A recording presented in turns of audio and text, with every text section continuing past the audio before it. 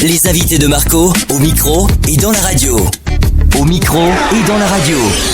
Bonjour à toutes et à tous, bienvenue sur Radio Cool Direct. Aujourd'hui, nous sommes au téléphone avec Anne-Marie. Bonjour Anne-Marie. Bonjour tout le monde. Je vais dire aux auditeurs pourquoi vous nous avez contactés, puisque vous avez, expliquez-nous, vous avez 2 enfants qui sont porteurs de handicap. C'est ça, vous êtes à Périgueux, en Dordogne. Voilà, alors moi je suis en Dordogne, à Périgueux.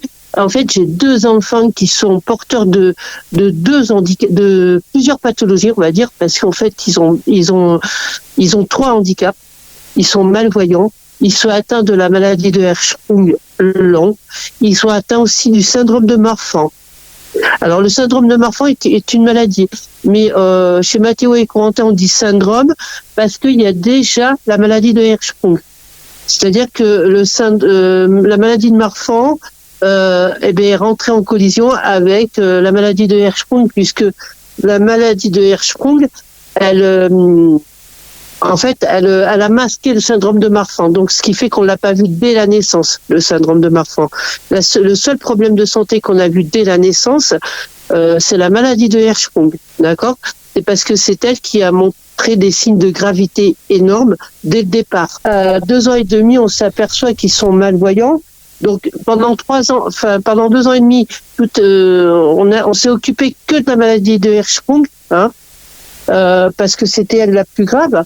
Et en fait, quand la maladie de Hirschsprung s'est stabilisée, moi j'ai décidé de scolariser Mathéo et Corentin en maternelle, comme toute maman.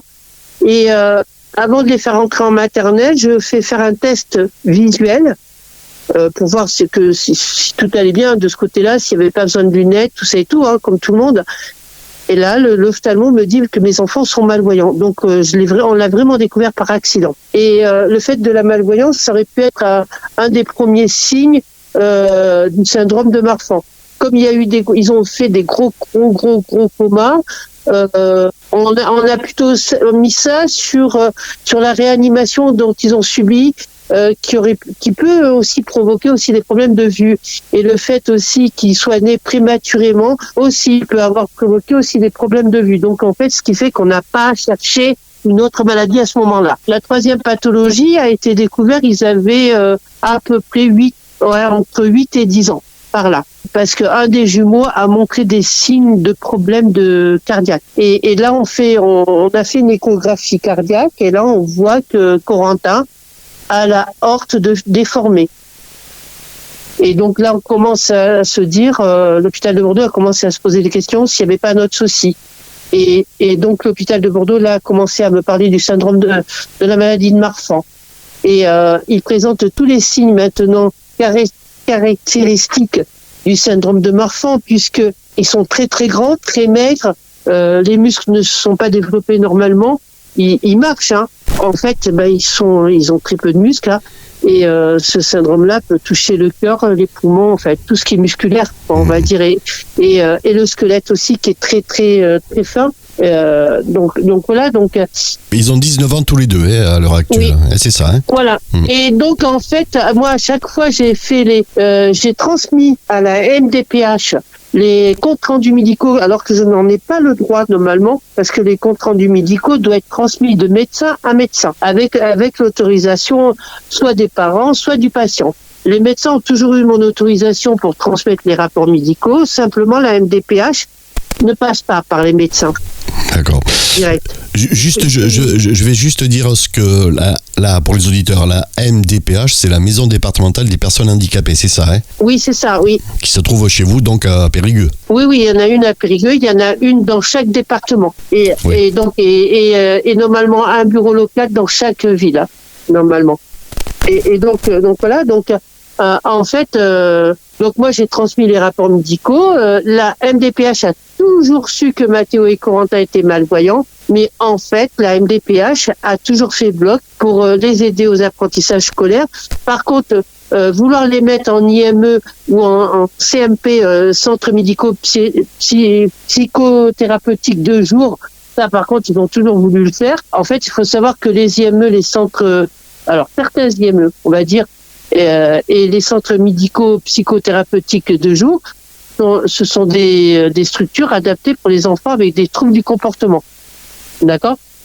moi, le seul trouble qu'ils ont, Mathéo et Corentin, c'est un trouble de la vue. Mais à chaque fois, on voulait toujours les mettre dans ces structures-là, alors que ils ont pas leur place. Et Mathéo et Corentin, aucun médecin de l'hôpital de Bordeaux a dit qu'ils étaient nés avec des retards mentaux. Oui. D'accord. Donc, il a toujours été dit que Mathéo et Corentin sont nés avec une déficience visuelle, bien sûr, avec les 2 problèmes de santé dont j'ai situé tout à l'heure. Hein. Mais c'est tout. Hein. Et en fait, la MDPH a sorti avec une baguette magique que Mathéo et Corentin étaient débiles. Parce que c'est le mot qui nous a été employé. Hein. Directement. Oui, directement, oui. D'accord. Débile. Le psychologue de la MDPH nous a dit, devant moi et devant les jumeaux, que mes enfants étaient débiles. J'ai été choquée de sa façon de parler à ce monsieur, parce que moi, j'aurais jamais employé un tel mot, surtout devant des enfants, parce que moi qui l'emploie devant moi, je m'en fous, parce que moi, je suis assez adulte pour comprendre ce mot-là. Mes enfants l'ont considéré comme une insulte et un rabaissement. Alors, dites-moi Anne-Marie, qu'est-ce que vous attendez aujourd'hui, donc du coup Alors moi, ce que j'entends aujourd'hui, c'est que mon histoire, elle soit diffusée un maximum dans toutes les radios, journaux, n'importe quoi. Parce qu'en fait, ce qui m'est arrivé à moi doit arriver à d'autres. Et malheureusement, il faut que ça s'arrête. D'accord ? Il faut que ça s'arrête. Parce que c'est pas parce que les enfants ont une déficience visuelle qu'il faut automatiquement ne pas les traiter de la sorte. D'accord ? Et puis, il faut aussi que les MDPH, en général, de France et de Navarre, de toutes les MDPH du monde, comprennent que aussi, faut écouter aussi les parents, parce que nous, on connaît nos enfants. On vit avec eux, on connaît aussi nos adultes qu'on aide, et on n'est pas là pour les surévaluer, on n'est pas là pour les rabaisser, on est là pour les aider en priorité. Et en fait, la MDPH, moi, de mon département, n'a jamais voulu donner aucune chance à Mathéo et Corentin de pouvoir faire des apprentissages scolaires normaux. C'est-à-dire que, en fait, Mathéo et Corentin, quand ils sont rentrés à l'école, quand ils sont rentrés en CP, soi-disant en CP, ils sont rentrés à 7 ans avec un an de retard, parce que c'est moi qui ai demandé à ce qu'ils refassent une année de maternelle parce qu'ils avaient loupé leur première année, on les a mis directement en Ulysse. Sortis de la maternelle, on les a mis en classe, vous savez, les classes CLIS, et après ça s'est appelé les classes Ulysse en primaire. D'accord ? On les a mis directement là-dedans, sans pouvoir les tester, CP normal. Et en plus, la seule aide qui a eu un des jumeaux, c'est d'un plan incliné, une table à dessin, vous savez, comme on a dans les collèges, incliné, avec une lumière, alors qu'ils ne supportent pas trop de lumière. Donc en fait, on n'a pas compris leur aide. On n'a pas compris parce que Mathéo et Corentin vont perdre la vue. Ils peuvent perdre la vue à tout moment parce qu'en fait, il y a, je sais plus comment ça s'appelle, c'est un cristallin, je crois. Je me raconte pas de bêtises, qui peut céder à tout moment à l'intérieur de l'œil. Est-ce qu'ils sont suivis médicalement là régulièrement ou pas ? Ah oui, ils sont suivis. Ils ont un suivi depuis leur naissance régulièrement à l'hôpital de Bordeaux. Ils sont suivis depuis bébé. Ils ont été suivis jusqu'à leur majorité depuis tout petit. Ils ont été au néonat à Bordeaux, monsieur. Jusqu'à leurs 18 ans, ils ont été suivis à l'hôpital des enfants de Bordeaux. Maintenant, ils sont suivis aussi à l'ophtalmologie Michelet à Bordeaux. Ils sont suivis aussi à Haut-l'Évêque en cardiologie. Et ils sont suivis aussi en gastrologie à Magellan. Tout ça se trouve à Bordeaux, d'accord ? Et donc en fait, je suis obligée d'avoir des gros suivis comme ça, monsieur, parce que ce sont quand même le syndrome de Marfan et la maladie de Hirschsprung, ce sont quand même des maladies assez graves. Hein. La maladie de Hirschsprung, Mathéo et Corentin, la MDPH a considéré qu'ils pouvaient aller travailler. Mais monsieur, vous avez déjà eu une gastro-entérite ? En fait, la maladie de Hirschsprung, c'est quoi ? C'est la diarrhée 24 heures sur 24, 7 jours sur 7. Donc on leur demande d'aller travailler en sachant qu'ils peuvent se faire caca dessus à tout moment s'il y a la queue aux toilettes. Vous voyez ce que je veux dire ? Oui. Et si les toilettes sont trop loin, ça peut être compliqué pour eux de retenir leur selle. Alors, Donc, voilà, quoi. est-ce que par exemple, sur le plan financier, tout ça, c'est dur à supporter. Vous avez des aides. Comment ça se déroule? Alors sur le plan financier, pour l'achat des lunettes, je vous en parle même pas, monsieur. C'est hyper compliqué, c'est hyper lourd financièrement. Pour Mathéo, j'en ai pour presque 1000 euros de ma poche. D'accord, en faisant le décompte une fois que la sécurité sociale est passée et que la mutuelle, d'accord, est passée. J'en ai pour presque 1000 euros de ma poche, mais ça, je dois toujours envoyer les factures à la MDPH pour qu'ils puissent me rembourser. Hein. Et en fait, là, je comprends pas parce que je comprends pas. Ils sont malvoyants de leur naissance, mais moi, je dois tout le temps prouver comme quoi ils sont malvoyants. D'accord. Et en Corentin, j'en ai pour 600 euros de ma poche tous les 6 mois environ. Même pour Mathéo, hein, ça peut être tous les 6 mois comme ça peut être tous les ans. D'accord. Donc, ce qui fait que quand j'ai fini de payer une paire de lunettes, monsieur, j'en enclenche une autre. Est-ce que vous avez soumis ces problèmes à l'hôpital où ils sont suivis régulièrement, au pouvoir public Ah oui, mais ils sont au courant. À l'hôpital de Bordeaux, ils sont au courant. J'ai soumis ce problème, mais personne ne bouge. D'accord. Comme j'ai dit à l'hôpital de Bordeaux, je comprends pas que moi, mes enfants doivent être envoyés dans des centres psychothérapeutiques de jour pour être suivis pour la vue. Comme je comprends pas que des enfants mineurs n'apprennent pas le braille, alors que l'hôpital de Bordeaux m'a dit qu'ils risquent de perdre la vue à tout moment. Donc en fait, moi, mes enfants, ils ont appris à écrire et à lire sur des feuilles comme vous et moi, messieurs, dames. Oui. Et là, je ne comprends pas. Donc forcément, vu qu'ils y voient pratiquement pas, ça a provoqué des lacunes. Pour vous, ça serait quoi la solution au juste également pour vous sortir? Moi, la solution que moi, mes enfants, ils aillent travailler, je veux bien. Hein, c'est pas un problème. C'est que la solution déjà c'est qu'on les aide à obtenir un diplôme, mais qu'on leur apprenne le braille. D'accord. Voilà, ça serait la solution. Parce que, en fait, je vous avoue, monsieur, ils n'ont pas de diplôme. Ils sont sortis de l'école de l'éducation nationale, les a foutus dehors à 12 ans, hein, quand il y a eu le Covid, à la période du Covid, on a viré des enfants. Les enfants les plus vulnérables, on s'est servi du Covid pour les foutre dehors de l'école. Oui, alors que voilà. Théoriquement, l'école est obligatoire jusqu'à 16 ans, je crois, non? C'est ça, hein 18 ans maintenant. 18 ans, d'accord. Le gouvernement, le gouvernement actuel, l'ancien gouvernement, le gouvernement de M. Macron a mis l'école obligatoire jusqu'au 18e anniversaire. D'accord. Donc là, quand ils se sont fait, virer de l'école, là, vous avez demandé. J'ai été emmené ça peut paraître paradoxal, mais l'éducation nationale a porté plainte contre moi. En plus. Oui.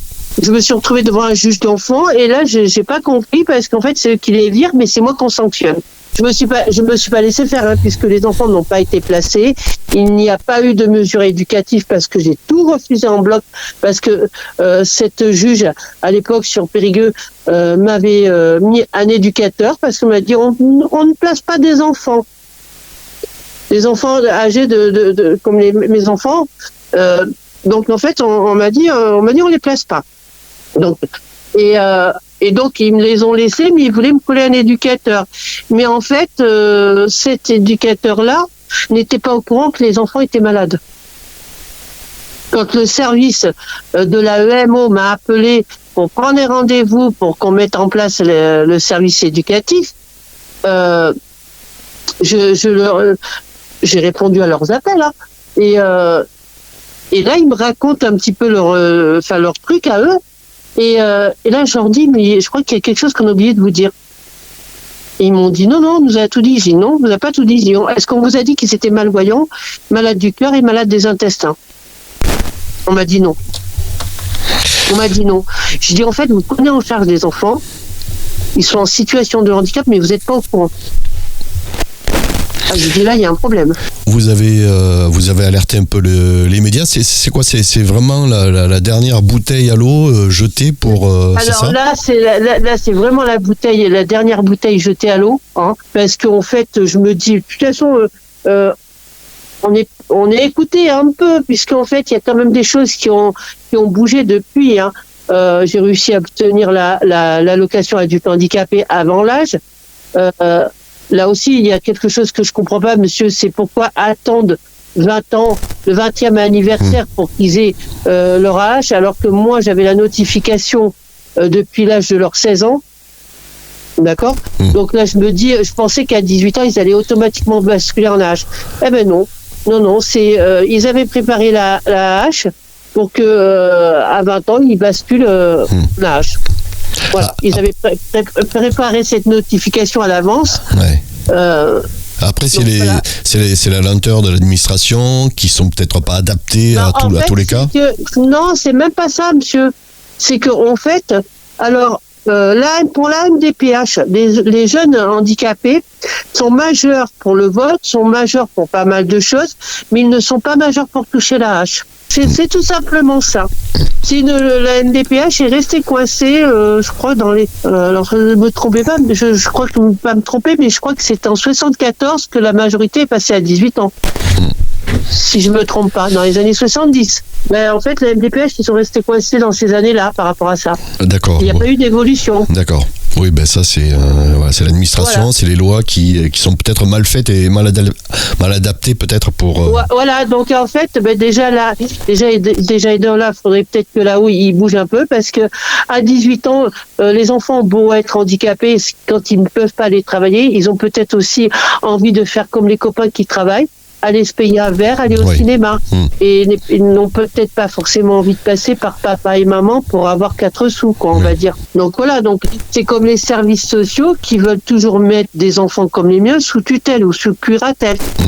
C'est-à-dire que sortis de l'enfance et de l'adolescence, on leur donne encore pas une chance. En fait, j'ai reçu il y a une semaine une assistante sociale avec l'association 360, assistante sociale de l'ASE, monsieur, et l'association 360, qui m'ont dit, mais vos enfants, il faudrait peut-être les mettre sous curatelle ou sous tutelle. En fait, mes enfants, ils n'ont pas de facture à payer, ils n'ont pas de dette, ils savent envoyer des mails par Internet, par l'ordinateur, par leur téléphone, parce que quand ils n'arrivent pas à y voir, ils ouvrent l'ordinateur, ils envoient leur messagerie téléphonique, mail, tout ça et tout, sur l'ordinateur. Et là, ils voient, d'accord ? Parce que j'ai adapté la maison à leur handicap, par rapport au mail, tout ça et tout, d'accord ? Mais ça, c'est pas la MDPH qui l'a fait, ça c'est moi. Que j'ai trouvé des petites astuces. J'avais un téléviseur 16/9 qui me servait pas, et puis un écran d'ordinateur classique. Donc j'ai testé sur l'écran de l'ordinateur classique. Ils m'ont dit on voit rien. Donc j'ai pris le téléviseur, je l'ai mis à la place de l'écran, et là ça a été une magie. Donc moi, mes enfants, s'ils ont appris à lire et à écrire à peu près correctement, je dis bien à peu près correctement parce que j'ai pas inventé le fil à couper le beurre, on va dire, c'est grâce à l'ordinateur. Dès l'âge de 3 ans, je les ai mis sur l'ordinateur. Allez, on va conclure. Est-ce que vous avez un mot de fin ? Qu'est-ce que vous espérez pour cette année 2025 ? Donc du coup... Alors moi, ce que j'espère pour l'année 2025, c'est que la MDPH de la Dordogne et les autres MDPH de France, surtout celle de la Dordogne, soit plus à l'écoute des parents, d'accord ? Et quand on dit qu'on connaît nos enfants, d'éviter de les mettre dans n'importe quelle structure dans lesquelles nous, on s'est renseigné et qui risquent de ne pas être forcément adaptés à notre enfant, à nos enfants, de nous écouter aussi. Parce que nous on apprend on a appris sur le tas, on n'a pas appris dans les papiers à l'école. Vous voyez ce que je veux dire ? On n'a pas appris à l'école, nous on l'a appris sur le tas. Le handicap de nos enfants. Et nous connaissons les maladies de nos enfants. Donc ça, faut pas l'oublier, on vit avec. Vit avec nos enfants. On vit avec nos enfants et leur pathologie. Donc, en fait, on connaît la pathologie et on connaît l'enfant. Est-ce qu'il y a autour de vous ou sur le territoire d'autres familles qui ont le même souci, les mêmes pathologies, vous savez ou pas ? Alors, les mêmes pathologies que mes enfants, non. Pas forcément. Je connais une personne qui a dont son enfant a la maladie de Hirschsprung et qui a rencontré les mêmes difficultés que moi. Bon, cet enfant-là, il est beaucoup plus âgé que Mathéo et Corentin. Donc, quand on se rencontre, on en parle souvent. Mais oui, je connais une seule personne. En fait, la maladie de Hirschsprung et le syndrome de Marfan restent quand même des maladies assez rares. Donc du coup, vous allez aller jusqu'où là sur le plan, j'allais dire, des médias, comme ça vous allez continuer ou Je vais continuer. Oui. Je vais continuer jusqu'à temps qu'on m'entende et qu'il y ait quelqu'un au gouvernement qui bouge et qui dit on arrête cette affaire et on écoute les parents, on écoute la maman et on arrête toute cette souffrance administrative parce que, monsieur, aujourd'hui, j'ai une vingtaine de pages par dossier à remplir. Et sur chaque dossier, il y a une vingtaine de pages. Recto verso, hein, monsieur. D'accord. Vous ne pouvez même pas vous imaginer, ça va me prendre toute l'après-midi. Ben écoutez, on va vous souhaiter beaucoup de courage. Merci d'être venu témoigner à notre micro. Et puis écoutez, n'hésitez pas à revenir si vous avez des nouvelles. D'accord, Anne-Marie? Moi, la seule chose que je vous demanderai, c'est de le rediffuser si vous le pouvez, ce message-là, parce que juste un peu ras-le-bol de tout ça. Ça se fera. Merci Anne-Marie et merci aux deux enfants. Merci à vous aussi. Merci, au revoir. Les invités de Marco, au micro et dans la radio.